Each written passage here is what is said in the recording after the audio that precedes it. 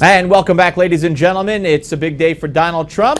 You saw him celebrate with that Big Mac on his plane, quarter pounder. And I'm joined right now by Newsmax TV's John Bachman, who has more on Donald Trump's clinching 1, 2, 3, 7. John?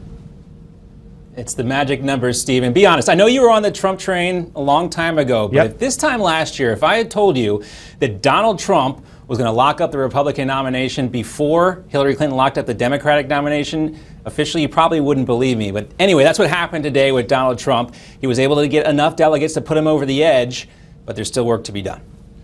I won the elections in landslides. We've had tremendous support. It's not even June, and Donald Trump has already done what many believed he never could or would, officially clinching the GOP nomination. Thanks to a small group of unbound delegates who just decided to pledge their support to the soon-to-be GOP nominee, Trump has now surpassed the magic number of 1,237 delegates. And I just really appreciate it. We will not forget it. But the New York billionaire's work unifying the GOP is nowhere near finished, and he seems to be having a hard time laying off the exact people who are not yet on his team. Tuesday, it was New Mexico Governor Susana Martinez. Your governor has got to do a better job. Wednesday in Anaheim, he teed off on Jeb Bush, perhaps for old time's sake. Needs a little more energy. And then Mitt Romney. And he walks like a penguin onto the stage. You ever seen?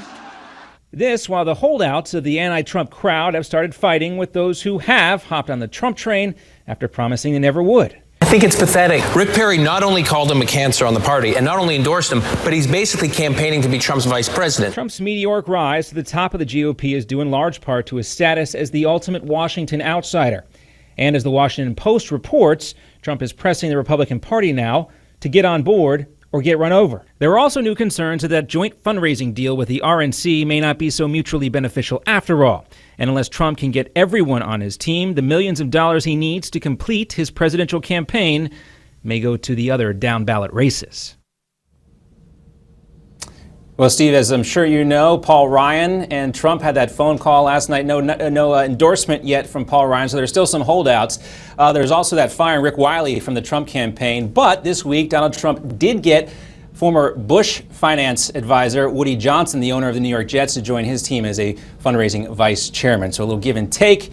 The fundraising, though, that's the only question that remains, Steve. Will Trump be able to get enough of those big-name donors to back him to get the $1 billion he needs? And, of course, the question for Woody Johnson is who's going to quarterback the Jets this coming season? They don't have one yet. Well, if you count Geno Smith, they have one. But anyway, great piece, John. Thank you. Have a great Memorial.